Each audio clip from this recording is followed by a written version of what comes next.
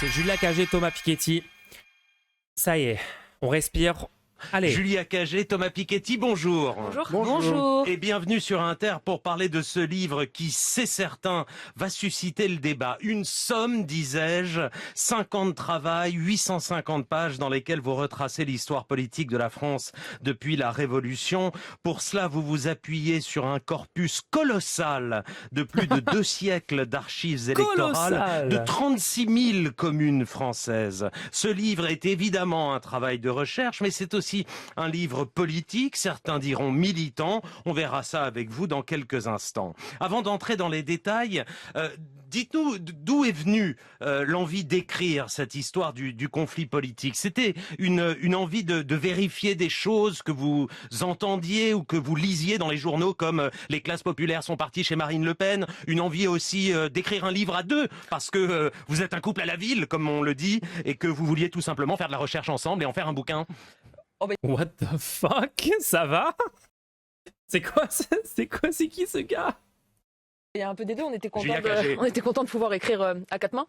Mais sur le fond du projet, oui, il y avait vraiment cette idée que le débat politique sur les déterminants du vote est dévoyé aujourd'hui par un certain nombre d'affirmations qui ne sont pas du tout étayées. Donc par exemple, cette idée que la gauche aurait abandonné les classes populaires et que les classes populaires ne voteraient plus à gauche, ou encore une autre idée selon laquelle aujourd'hui les questions d'immigration, de religion, d'identité seraient vraiment au centre des comportements électoraux. Et donc nous, on a Ouais, c'est 1,25, oui. décidé d'aller enquêter sur ces sujets, d'aller regarder dans les données, et puisque souvent en fait on a des affirmations assez fortes comme jamais l'identité n'a joué un tel rôle dans les facteurs électoraux, mais on s'est dit attendez, pour dire jamais, c'est pas suffisant d'avoir 1 ou 2 points de données, il faut quand même regarder le recul historique et regardons ce qui s'est passé depuis la Révolution française, parce qu'il se trouve qu'en France on a la chance d'avoir quasiment 250 ans de données et apportons une analyse de long terme finalement à des questions qui nous préoccupent tous aujourd'hui. Et des données, vous en avez rassemblé énormément, pas tout seul d'ailleurs, vous aviez... Ok, ça a l'air intéressant. C'est vrai que souvent en fait, l'utilité d'avoir ce genre de données et de stats et tout, c'est pas vraiment pour faire des arguments positifs de notre côté, c'est plutôt pour débunker la droite quand ils mentent en fait. Une armée de personnes, d'étudiants qui vous ont aidé ou de collaborateurs qui vous ont aidé. Vous les avez rassemblés, on peut les consulter. On peut consulter toutes les données que vous avez faites sur un site qui s'appelle le titre du bouquin, une histoire du conflit politique.fr. Et du coup, pour préparer l'interview, on allait voir, nous, sur votre site. On a donc appris que Roubaix faisait partie des 10% des communes qui votent le plus à gauche, que l'âge moyen des habitants de Marseille est inférieur à la moyenne nationale et que le 16e arrondissement de Paris, où on se trouve là, où est le studio de Radio France, eh bien, a un revenu moyen par habitant presque 4 fois supérieur à la moyenne nationale. Mais à l'issue de ces 5 ans de travail et de recherche et de remontée de données, qu'est-ce qui vous a, Thomas Piketty, le plus surpris, le plus étonné? Là où vous attendiez pas. Ok, alors attendez, on va juste aller voir vite fait à quoi ressemble la plateforme. Une histoire du conflit politique.fr. N'hésitez pas à y aller les gens, parce que ici on adore les données, on adore les faits. Comment se répartissent les votes et les richesses dans l'Hexagone depuis 1789? Ah ouais, depuis 1789, carrément quoi. Comment vote votre commune depuis 2 siècles? Où se situe-t-elle sur la carte? Ça serait bien d'avoir... Alors attends, données électorales, élection présidentielle 2022. Moi j'aimerais bien... Est-ce qu'il y a des données par exemple sur... Est-ce que les abstentionnistes sont plus de gauche ou de droite dans leur idéologie? Candidat courant politique, données électorales, courant politique, total gauche. Je sais pas ce qu'ils mettent dans total gauche. Ok. Proportion des voix exprimées obtenues par la gauche et le centre-gauche. Voir les données en valeur, en ratio, en pourcentile. En pourcentile. Du coup, pour zoomer... Ah ouais, donc on clique genre sur ça. Ah. Ok. Donc là, c'est quoi? C'est le 93. Gauche et centre-gauche, 97%. Ah ouais. Ah non, c'est dans le 97e pourcentile. Ok, non. Valeur. Donc là, par exemple, Tremblay en France. Villepinte en 93. 58,9% gauche et centre-gauche au premier tour présidentiel 2022. D'accord. Alors, je sais pas, la carte, elle pourrait être un peu meilleure, je trouve, quand même. Parce que là, j'aimerais bien pouvoir pinch to zoom, avoir un petit plus, moins, machin. Là, avoir ces 2 échelles-là. Peut-être si je fais ça, c'est mieux. Si je zoome sur la page. Ouais, c'est pas la meilleure carte non plus, mais... C'est un début au moins. Au-dessus de la moyenne par rapport à ce qu'on a l'habitude d'avoir en France en vrai. Portrait, comment vote votre commune depuis 2 siècles? Qui a le vote le plus populaire et le plus bourgeois? Élection présidentielle 2022. Candidats. Est-ce qu'on peut tous les voir? Participation. Ah, participation. Proportion des voix exprimées en ratio de la moyenne nationale. Répartition en fonction du décile du revenu communal moyen. Attends, comment ça, une participation plus que 100%? C'est possible ça? 108%? 108, les gens, le top 1%, ça y est, ils ont des clones. Ils ont la technologie, regardez ça, le top 1% ont littéralement voté à 108% de participation. Non, je rigole les gens. Je lis mal le truc. Attends, qui a le vote le plus populaire et le plus bourgeois? Pour toutes les élections, découvrir en un clic comment le score obtenu varie avec la richesse de la commune. Je suis pas sûr de capter. C'est quoi l'axe désordonné? Je pensais que c'était l'abstention que j'étais en train de regarder. Je capte pas. Bon bref, on va écouter l'interview. Hein. D'abord, pour bien préciser, ça n'avait jamais été fait, c'est-à-dire que les données officielles du ministère de l'Intérieur, que tout le monde consulte aujourd'hui sur les résultats des élections, ça n'existe que depuis les législatives de 1993. Mais avant 1993, ces travail de numérisation des données électorales au niveau communal n'avait jamais été fait. Donc, vous prenez les élections de 81, de 36, de 1890, ça n'avait jamais été fait, c'était aux archives. Et nous, donc, ce qu'on a entrepris, c'est de numériser effectivement la totalité de ces données. Sur le site unehistoireduconflitpolitique.fr, vous trouverez tous les procès-verbaux manuscrits aux archives, jusqu'au fichier finalisé, des cartes, des graphiques, du... J'aimerais bien qu'il y ait des... Ça aurait été cool d'avoir des données un peu parlantes pour justement débunker les trucs dont elle parlait là sur le site, genre en page d'accueil, vous voyez ce que je veux dire? Comment se répartissent les votes et les richesses? Mais sur actuellement. Attends, vote pour Mitterrand et pour Giscard d'Estaing en 1981. Ouais, donc les plus riches, le 1% des plus riches, ils votent beaucoup plus que la moyenne du pays pour Giscard et beaucoup moins pour Mitterrand. Ok, ouais. Ok. Et après, c'est plutôt plat quand même, hein, dans toute cette zone. Oui, LG, ouais. Pardon. Vote pour la gauche lors des législatives de 80 à 2022. Total gauche. 2022, c'est un jaune. Donc ouais, ça suit les mêmes tendances que d'hab. Il n'y a pas vraiment de changement de tendance, en fait. Hein. C'est plutôt ça que je lis comme conclusion. Et en gros, les plus riches votent à droite et les plus pauvres votent à gauche, quoi. Plus ou moins. Avec un plat quand même au milieu. Résumé du livre, qui est long mais qui se lit très bien, je précise quand même. Oui, vous pouvez regarder le résumé en ligne. En un mot, le résultat le plus frappant, moi, auquel on s'attendait le moins, c'est peut-être que finalement la classe sociale, ou plutôt la classe géosociale, parce que ça inclut aussi la position dans le territoire, dans le système productif, et pas simplement la richesse en tant que telle, les deux sont importants, n'a jamais été aussi importante qu'aujourd'hui pour expliquer le vote. C'est-à-dire en un mot, très concrètement, si on essaye d'expliquer, nous c'est d'abord un livre d'histoire, un livre factuel, on essaye d'expliquer les écarts de vote entre communes qui vont voter à gauche, à droite, au centre. Bon, pour chacune des élections législatives depuis 1848, on a entre 8 et 15 nuances politiques, donc c'est très détaillé comme données, c'est pas juste la gauche, la droite, c'est beaucoup plus subtil que ça.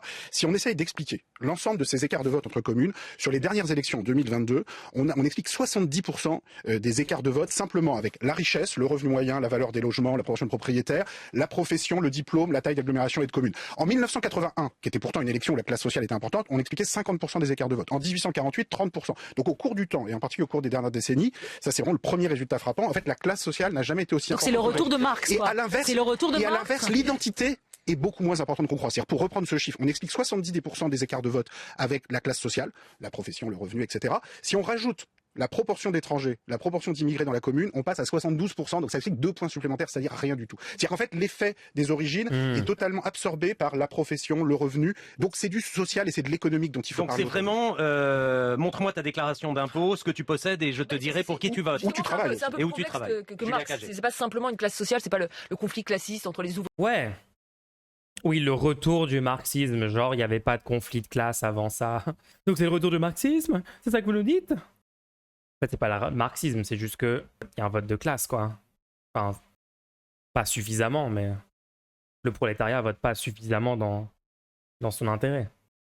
Ouvriers et les patrons, il y a la question des ouvriers, des employés, il y a la question du revenu, il y a la question du capital immobilier, puisqu'il est vraiment important, c'est que nous on parle de classe géosociale. Il y a vraiment la question de l'ancrage dans le territoire, et notamment est-ce qu'on vient de territoires plutôt urbains ou de territoires plutôt ruraux. Et ce qu'on va voir, c'est qu'aujourd'hui, dans le retour de la tripartition, cette dimension géographique urbaine-rurale, elle joue vraiment un rôle extrêmement important. Ça, Marx s'était passé complètement à côté, parce que Marx a un mépris très fort des paysans, il pense que les paysans vont tous disparaître. Il alimente la première tripartition, celle qu'on voit à la fin du 19e siècle, le fait que la gauche allait... Après, on est passé de, je sais pas, 90% de la population qui était paysan à genre 3% aujourd'hui, donc... L'époque ne parle pas du tout aux classes paysannes et aux classes rurales. Et en fait, toute la période... J'aimerais bien savoir ce qu'elle entend par rural déjà, hein, parce que 80% de la population environ vit dans des zones urbaines en France. de bipartition et de progrès social entre 1910 et 1992, c'est une période où la gauche va reconquérir les territoires ruraux, qu'elle a reperdus aujourd'hui. Et justement, on essaie de prendre cette dimension en compte pour voir comment on peut sortir de la tripartition actuelle. Oui, et ça, c'est le propos politique du bouquin qui est de dire en gros... Marx pensait pas que tous les paysans allaient disparaître. Marx était conscient qu'il fallait manger pour vivre. Bah ouais, non, Ça, c'est peut-être un peu exagéré ce qu'elle disait. En gros, la gauche peut redevenir majoritaire si elle va reconquérir les classes rurales, parce que vous distinguez 4 catégories. Vous dites c'est pas aussi simple que de dire il y a les villes et les campagnes. Il faut distinguer le vote dans les villes, le vote urbain des riches, le vote urbain des pauvres, le vote rural des riches et le vote rural des pauvres. C'est là où on voit vraiment les différences. Et effectivement, les classes populaires urbaines et rurales sont aujourd'hui divisées entre le bloc de gauche et le bloc... C'est quoi urbain, c'est quoi rural, Thomas? Est-ce qu'il y a une explication sur le site glossaire monde rural, monde urbain? L'appartenance au monde rural et urbain est mesurée principalement par la taille d'agglomération et de communes, qui permet de définir la catégorie de territoire. Cette notion est combinée avec la richesse économique de la commune, les professions et le secteur d'activité, les diplômes, etc., afin de caractériser la structure des classes sociales. C'est pas du tout précis. Ok. J'ai pas de réponse vraiment à ma question. Pourcentage population urbaine France, 81,5% de la population en 2022 en France vivait dans un espace urbain. Donc c'est bien de ça qu'on parle, on parle des 20% ruraux. Rassemblement national, d'une façon qu'on n'avait pas vue depuis la fin du 19e siècle. C'est-à-dire que, effectivement, les campagnes ont toujours voté un peu plus à droite que la gauche. Mais pendant l'essentiel du 20e siècle, l'écart était en fait assez faible, si on regarde les données de près. Alors qu'aujourd'hui, on retrouve des écarts qu'on n'avait pas eu depuis la fin du 19e siècle. Et notre explication pour ça, c'est beaucoup plus socio-économique que identitaire. C'est-à-dire qu'en fait, c'est plus que la position dans le système productif. Donc si on prend la question des ouvriers, parce que quand on parle des classes populaires, on oublie parfois qu'il y a les ouvriers, il y a les emplois. Je sais pas, est-ce que déjà, il n'y a pas un problème majeur dans son raisonnement là? Parce que si la grosse majorité des gens votaient plus ou moins dans leur intérêt de classe, il y aurait 95% pour Mélenchon au premier tour. Donc, il y a quand même une grosse partie des gens qui votent contraire à leurs intérêts matériels de classe, etc. Il y a au moins une majorité, par exemple, des salariés qui votent à droite. Je ne pense pas qu'il y a plus de 50% des salariés qui ont voté Mélenchon. Donc, bizarre. Les personnels dans la restauration, le commerce, le nettoyage, dont le revenu moyen est plus faible que celui des ouvriers et qui, eux, continuent de voter à gauche et sont plus urbains que les ouvriers qui étaient plus nombreux dans les banlieues jusqu'aux années 70-80, mais qui aujourd'hui sont plus nombreux dans les bourgs et les villages. Et il y a eu un sentiment d'abandon face notamment à l'intégration européenne commerciale, et donc un sentiment d'abandon face aux partis de droite et de gauche qui sont succédés au pouvoir et qui ont été chercher finalement le RN comme un vote d'expression d'un sentiment d'abandon. Je suis pas sûr que le RN soit en mesure d'y répondre s'il est au pouvoir, on n'a pas forcément envie d'essayer, mais en tout cas, c'est plus une question sociale et économique, sentiment d'abandon face aux services publics aussi. En tout cas, nous, chacun après peut tirer les conclusions qu'il souhaite pour l'avenir. Nous, on cherche d'abord à poser des faits, et le fait central, vous l'avez dit, c'est cette division entre classe populaire urbaine et rurale. Donc c'est pas toutes les classes populaires votent RN. Qu'est-ce qu'il dit en fait? C'est quoi l'intérêt? Ou toutes les classes populaires votent à gauche, ce serait absurde de dire ça. C'est vraiment cette division qui est nouvelle, qu'on n'avait pas vue depuis la fin du 19e siècle. Et vous affirmez aussi, graphique et modélisation à l'appui, et là je prends le temps de la citation, que le vote pour le bloc central libéral progressiste en 2022 à la présidentielle apparaît comme l'un des plus bourgeois observés depuis 2 siècles, sans doute même le plus bourgeois de toute l'histoire électorale française, au sens où il rassemble un électorat socialement beaucoup plus favorisé que la moyenne dans des proportions inédites par comparaison aux précédents historiques. Fin de citation. Le vote Macron est le plus bourgeois de l'histoire, Julia Cagé, vraiment? C'est ce qu'on voit dans les données. En fait, ce qu'on a fait dans les données, c'est qu'on a classé toutes les communes, les 36 000 communes françaises depuis la Révolution française, en fonction de leurs revenus. Et si vous regardez... J'aime pas cette façon de parler, moi. Hein.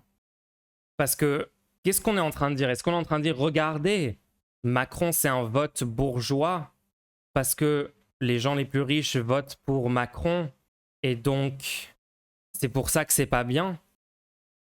En fait, c'est pas parce que les riches votent pour ça que c'est dans l'intérêt des riches. C'est dans l'intérêt des riches parce que techniquement c'est dans l'intérêt des riches quand tu regardes les mesures qu'ils font. Mais il faut faire gaffe avec ça parce qu'imagine que demain, en fait, les gens les plus riches commencent à voter Mélenchon. On parle d'un univers complètement hypothétique, hein, ça semble irréaliste, mais imaginez. Et les pauvres, en fait, votent Macron parce qu'ils se font brainwasher par les médias mainstream, j'en sais rien, d'accord? Imaginez que c'est ça la situation. Du coup, on dirait le vote Macron, c'est un vote prolétaire et le vote Mélenchon, c'est un vote bourgeois. Donc, si vous êtes prolétaire, c'est dans votre intérêt de voter. Vous voyez ce que je veux dire ou pas? Vous voyez il y a une erreur de raisonnement et en fait, ils sont pas en train de faire explicitement ce raisonnement pour l'instant, mais le fait de dire ça, c'est un vote bourgeois, ça, c'est un vote machin, ça, c'est un vote bidule, j'aime pas l'expression parce que l'expression sous-entend un peu cette façon de penser. En fait, ce qui compte vraiment, c'est pas qui vote pour ça. Ce qui compte, c'est qu'est-ce qui est proposé. L'argument de Tatiana Ventose pour dire « Moi, j'appelle à voter Le Pen au second tour ». Elle a regardé les données et elle a dit « Regardez, les bourgeois, ils votent plus pour Macron que pour Le Pen. Et les non-bourgeois, ouvriers ou j'en sais rien, quelle catégorie, quelle sous-catégorie du prolétariat elle a prise pour que ça soit vrai. Ou même peut-être c'était faux, j'en sais rien, mais elle disait « Les ouvriers votent plus Le Pen et du coup, moi, je me range du côté des ouvriers. » Donc elle a utilisé, soi-disant, les statistiques pour dire, regardez, Macron, c'est le vote bourgeois et Le Pen, c'est le vote prolétaire. Alors que c'était faux, c'était l'inverse. Le vote le plus dans l'intérêt du prolétariat, c'était le vote Macron au second tour. Puisque Le Pen est encore plus dans l'intérêt de la bourgeoisie et empire le sort du prolétariat encore plus que Macron ne l'empire. Donc techniquement, le prolétariat avait intérêt à voter Macron. Donc vous voyez ou pas le problème? Faut faire gaffe de ne pas tomber là-dedans quand on présente les choses comme vote bourgeois, vote machin, vote bidule. Regardez comment votent les communes les plus riches, les 10%, les 5%, les 1% des communes les plus riches. On voit qu'elles votent aujourd'hui massivement pour Emmanuel Macron. Alors elles votent aussi massivement pour Édouard Balladur, pour Chirac, pour Valéry Giscard d'Estaing. Donc en haut de la distribution, en fait, c'est un vote de droite. Mais ce qui est frappant chez Emmanuel Macron, c'est que historiquement, la droite était aussi capable de conquérir une partie du vote des communes les plus populaires. Et notamment une partie Sarkozy. du vote des communes les plus populaires rurales. Sarkozy un peu moins. En fait, l'inverse se fait en 2007 et c'est là on a un inversement de la sociologie électorale du RN. Il a siphonné le RN quand même. Oui, mais plutôt un électorat plus urbain et aisé en fait. Et ça c'est frappant. Mais ce qui est frappant sur le bas de la distribution, c'est que là où la droite était capable d'aller chercher les communes rurales les plus modestes, Macron les a pas du tout. Et dans les 60% des communes les plus faibles, le vote Macron est beaucoup plus faible que tout ce qu'on a pu voir de vote de droite historiquement. Ce qui fait que sur l'ensemble de la distribution, des communes les plus pauvres aux communes les plus riches, on voit que parmi les votes de cette ampleur, c'est-à-dire des votes qui ont 20, 25, 30% de l'électorat, le vote Macron est le plus bourgeois. Ouais, ok.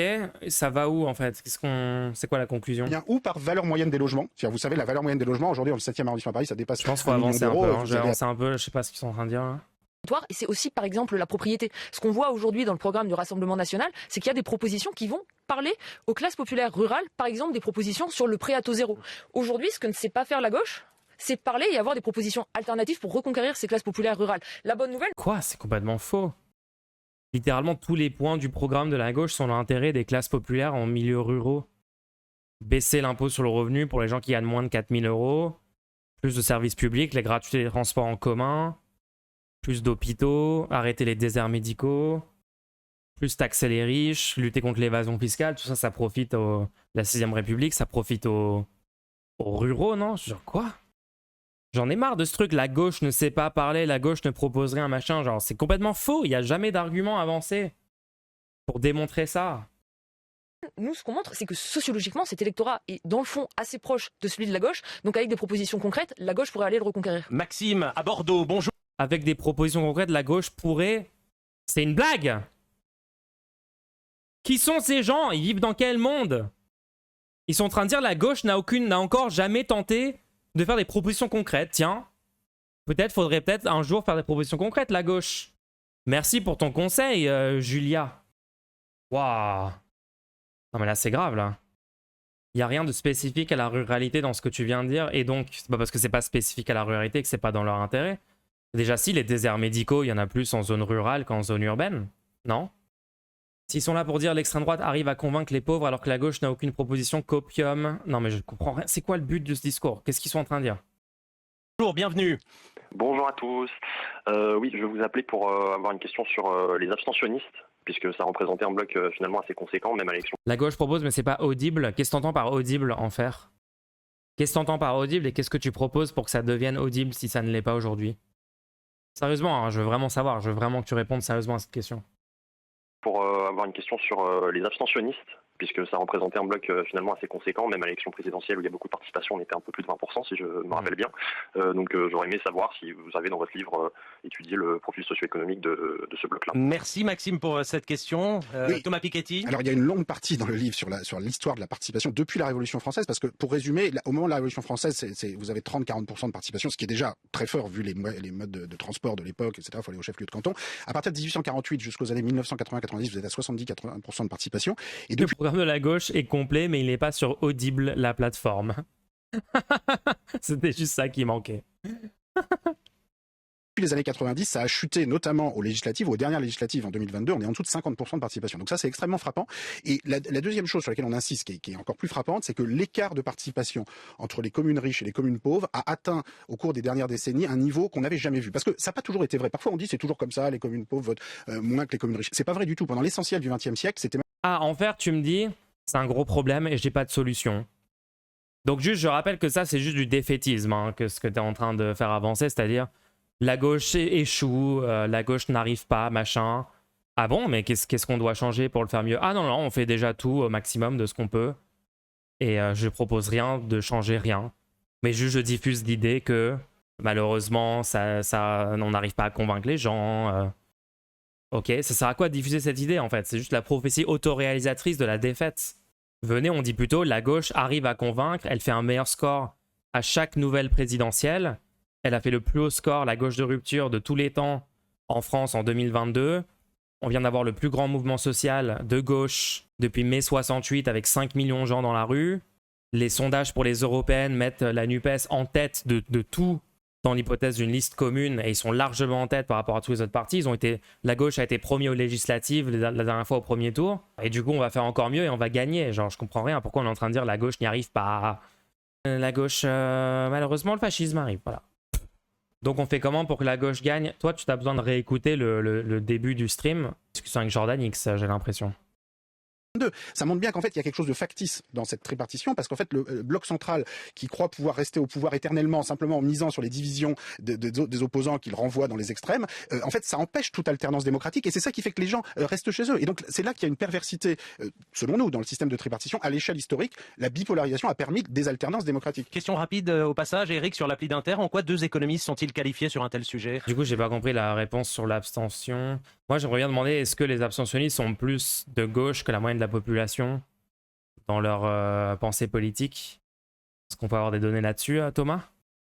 Non, nous on se voit plutôt comme chercheurs en sciences sociales et on l'a souvent dit que comme économiste, ce qu'on a lu et utilisé comme matériaux pour ce livre, c'est énormément de travaux qui ont été faits par des historiens, par des politistes, par des chercheurs en sociologie. On construit sur ces travaux antérieurs et on espère apporter au débat. Oui, bon, pour moi, il n'y a pas de séparation entre l'histoire, l'économie. Donc, est-ce que ce livre, si vraiment il fallait choisir une discipline, ce livre, c'est plutôt un livre d'histoire, dans le fond. Parce que on va d'abord dans les archives électorales, on s'appuie sur des travaux dans une histoire d'historiens, de politistes, de géographes. Mais aussi de citoyens engagés. Vous avez dit, Julia Cagé, ce livre se veut optimiste parce qu'il veut donner peut-être les idées à la gauche pour reconquérir, redevenir majoritaire dans certaines zones où elles ne le sont plus, notamment les zones rurales chez les pauvres, puisqu'on distingue les différentes catégories, ces 4 catégories que vous avez listées. Effectivement, on peut le lire aussi comme un mode d'emploi, votre bouquin, pour la gauche. Aujourd'hui, la gauche ne représente qu'un tiers de l'électorat, sauf, je le demande devant vous. Comment, selon vous, elle peut redevenir majoritaire? Qu'est-ce qu'elle doit dire, selon vous, à ces régions-là pour les reconquérir, pour qu'ils rebasculent du Rassemblement national à la gauche? C'est parce que si on vous lit, on a l'impression que si on mettait une poste ou les services publics, on les redynamisait, ça suffirait à ramener ces électeurs vers la gauche. Est-ce que vous en êtes sûr que ce n'est que cela? Pas que. Par exemple, on parlait tout à l'heure de la question de la propriété. La gauche a eu du mal historiquement jusqu'à 1980 à traiter de la question de la propriété et à répondre aux envies légitimes des classes populaires de devenir propriétaires. On a une gauche qui parfois se fait un peu méprisante par rapport à ces classes populaires. Peut-être on pourrait proposer genre le bail acquisitif pour que tout le monde devienne propriétaire? En dénonçant la France pavillonnaire qui roulerait en voiture, là où souvent les classes populaires urbaines vont prendre l'avion pour partir en week-end à Barcelone. Donc il y a aussi quand même tout ce discours à reconstruire. Comment on a une offre de services publics? Comment on a un discours sur la réindustrialisation? Comment on a une offre de services publics? Genre, on a envie d'arrêter que Macron détruise les services publics en étant au pouvoir, donc il faut que la gauche gagne. Du coup, ce qu'on va faire pour reconquérir un électorat dans cet endroit-là, c'est qu'on va mettre des services publics. Ah bah merde! En fait, on n'est pas au pouvoir. Mince, on n'avait pas réfléchi en fait. On peut pas les reconquérir en mettant des services publics parce que c'est pas nous qui décidons, parce que c'est la droite au pouvoir. Genre, c'est quoi cette proposition? Construire, comment on a une offre de services publics, comment on a un discours sur la réindustrialisation, ce qui suppose... Genre, c'est la gauche, c'est genre la NUPES qui va aller offrir un service public aux gens. Tiens, on va vous construire une ligne de train ici. C'est quoi ce délire? D'accord. Les Français. Donc il faut à un moment donné affronter ce problème. Comment on a un discours à une époque où à la fois les loyers et les taux d'intérêt explosent, ce qui pose problème aussi pour les classes populaires par rapport à l'accès à la propriété. Donc tout ça, c'est des enjeux. Et aussi le discours écologique. Ah, c'est bizarre en fait. La gauche a déjà ce discours-là. La gauche veut bloquer les prix. La gauche veut plus d'impôts sur le revenu progressif. La gauche veut plus de logements sociaux, ce qui baisse les prix parce que tu as une offre sur le marché moins chère, plus disponible, et donc ça mécaniquement fait baisser les prix. Elle veut renforcer les droits des locataires. Elle veut défaire les lois anti-squat horribles de la droite des 10 dernières années. Ah, c'est bizarre, la gauche a déjà toutes ces propositions. Et vous faites un roleplay comme si tout ça n'existait pas. Et comme si le problème, c'était que la gauche n'avait pas un bon discours. Au lieu de juste expliquer que la gauche propose ça aujourd'hui et d'expliquer pourquoi c'est une bonne chose et d'essayer de convaincre les gens de voter pour ça. Je ne comprends pas ces gens. C'est des agents de la CIA. Qu'est-ce qui se passe avec ces gens? Est-ce que c'est un grift? Est-ce qu'ils sont juste débiles? Le discours écologique est perçu dans ces classes populaires-là comme des Ok, les gens, venez, on passe à autre chose. Ça m'a saoulé. France Inter, Julia Cagé, Thomas Piketty qui acquiescent à tous les trucs catastrophiques qu'elle dit. J'en peux plus. Hein. Du coup, ils ont fait leur tournée des médias. Ruffin qui reprend ce qu'ils disent. Rapprocher les classes populaires rurales et urbaines, leur montrer ce qui les rassemble, c'est ce que la gauche a besoin d'engager. Il faut remettre du conflit de classe, là où parfois on a substitué du conflit territorial. La gauche n'a jamais parlé de conflit territorial. À quel moment la gauche a opposé les urbains aux ruraux? Vous savez qui fait ça? Roussel. Lui, Roussel a essayé d'avoir un truc pseudo rural versus ville, à dire moi je suis du côté des ruraux, blablabla. Mais en fait, la gauche ne le fait pas. Roussel n'est pas de gauche, pour info. Hein. Donc, pour remettre du conflit de classe, à quel moment la gauche a arrêté de parler de l'intérêt de classe? À quel moment la gauche a divisé les... Enfin, c'est bizarre, non? Je comprends pas. Thomas Piketty, Julia Cagé, pourquoi la gauche peut revenir? L'analyse choc des chercheurs. Ça, je suis d'accord avec eux que la gauche peut arriver au pouvoir. Mais j'aime pas trop ce truc de dire, regardez les stats, regardez les études sociologiques, donc la gauche peut gagner. Genre, ok, oui, on sait déjà que la gauche peut gagner, il faut juste que les gens votent pour la gauche, en fait. Du coup, tout le combat, c'est de les convaincre. Les faire changer d'avis. C'est un peu statique comme vision, quoi. Complicité de gauche, une belle promotion des gauches radicales ce matin sur France Inter. What? C'est quoi ça, gauche radicale? En quoi ils sont gauche radicale? De quoi ils parlent? Ce qu'on montre dans le livre, c'est que l'assise populaire du bloc de gauche est finalement plus importante que ce qu'on peut penser. Je sais pas ce que ça veut dire. Je sais pas, j'ai l'impression qu'il y a de la hype autour d'un truc qui est à peu près vide. Il redonne de l'espoir de gagner, donc c'est bon pour nous. Ouais, sur ce plan-là, c'est cool, ouais. De dire c'est possible et tout, ça c'est déjà bien. J'aimerais bien qu'ils disent c'est possible, parce qu'en fait, il suffit que les gens votent pour ça. Et pas genre c'est possible parce que la gauche est bien ancrée. Vous voyez ce que je veux dire ou pas? Faut dire c'est possible, mais il faut aussi montrer comment on y arrive concrètement. Thomas Piketty, bourgeois type. Quoi? Bref, je pense qu'on peut passer à autre chose, hein. J'ai pas compris le délire. Thomas Piketty donne raison à François Ruffin sur la reconquête des classes populaires rurales par la gauche. Ah bon?